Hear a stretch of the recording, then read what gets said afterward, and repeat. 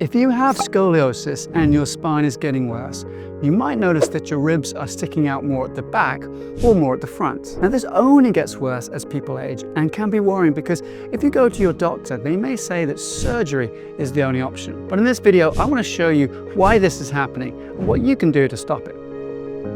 So the first question we need answering is what causes the rotation and the rib hump in scoliosis? Well, when a scoliosis is progressing, the spine will rotate due to the way the movement in the spine works. Let me explain. So on my model here, I'm going to take a spine which is now straight, and we're going to give it the first curve or the most noticeable curve that people have in their scoliosis, which is this lateral shift here. Now, when the spine bends, in this case where it's bending to the left or the apex is off to the right here, it also rotates. And that's called a coupled motion. You cannot have side bending without rotation. The two things are there together. And different areas of the spine like different couples. But this couple here is always going to be the same. But there's also a third motion, and that is bending forwards and backwards. And so when someone is younger, they will tend to get that side shift, they will get that rotation, but they'll also get a flattening of that thoracic curve. So their upper back will go from being bent forward to being straight. So in a younger person, we may actually want to increase the flexion or bending forward. But in an older person, gravity will probably be pushing their head down over the years, maybe their desk job or computer work or whatever it is they've been doing, puts them into a more flexed position. And they end up getting a larger thoracic curve like this. This is called a kyphosis. So now we have a bending forward, a side bending, and the rotation. And we end up very much bent over with a rib hump on that upper right back, in this case, for what I call a reverse C curve, or we can all call this a dextroscoliosis as well. But how do we change it? Now, some schools will talk about directional breathing. They will breathe into this side using kind of a pneumatic pressure or the pressure from their lungs to open this up from the inside. And I think that is a very good approach. But other schools also use movement to do this. And I actually use head movement and arm movement, which I think works really, really well. Because if you take the head to the right here and you lift this left arm up, also whilst breathing in, it's going to create a change in the bony position and lengthen the short side of the curve. Now, some people really like passive techniques that push on that rib hump and try and push it forwards. So a foam roller would be a great example of this. But no matter how long you spend on the foam roller, you may get a bit of a change in the way the bones are in your back. But as soon as you stand up, gravity is going to drive you back into that side bent position, which now we know is coupled with the rotation. And so it's going to come straight back. The same thing actually happens with inversion tables or traction tables. You know, they can feel great in the moment, but as you stand up, gravity is going to push your head back down and the spine will slip back into that default position. So how do we get our bodies to create and change and hold it there?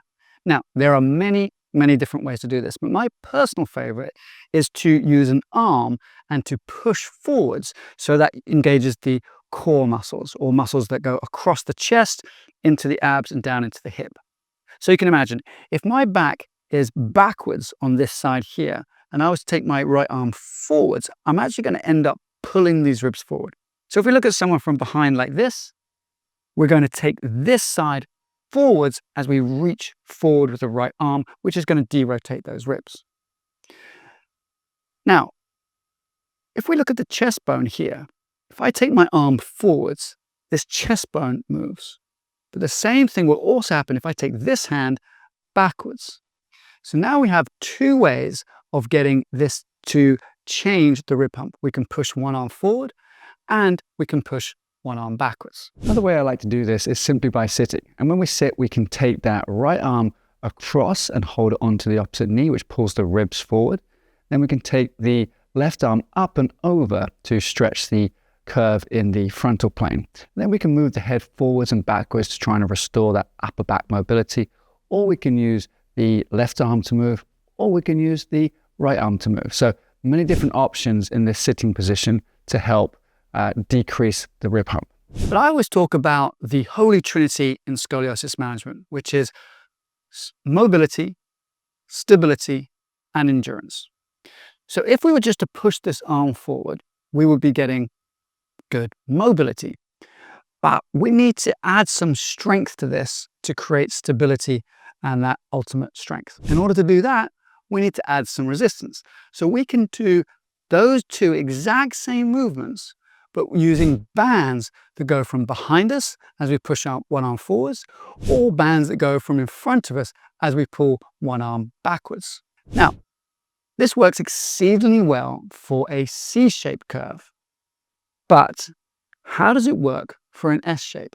With an S shape, you're going to have the rotation up here. So we'll have the rib hump on the upper right back in this case, in this shape, which is a reverse S curve, which is actually the most common type of S curve or the most common type of curve in scoliosis. So the majority of people will actually have this shape. Okay, so you're going to have a rib hump on the upper right back and your right shoulder blade will stick out. And you're going to have a thickening on your lower left back. And people think this thickening is really muscles being stronger on that side. Well, that's not necessarily the case, because the rotation that happens to these lumbar vertebrae will push these little bony bits backwards, right? So these things are called the transverse process. It'll push them backwards and they push the muscles backwards here. And so on this part of the spine, we have the ribs attaching. Obviously, they're not on this model, but they're there. But there's no ribs in the lower back, so we don't see so much rotation there.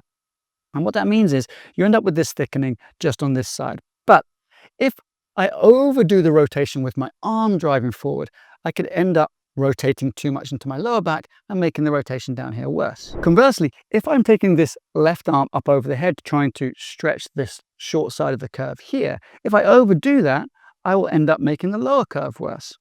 And so when you're treating an S-shaped scoliosis, or if you have an S-shaped scoliosis, be careful not to move this curve and this curve at the same time. Treat them as two separate curves. So if you're doing this yourself and you're on the internet and you're finding lots of different videos and piecing a routine together for yourself, just watch out that if you do too much on this curve, you can end up making this curve worse. And conversely, if you do too much on this curve, you can end up making this curve worse.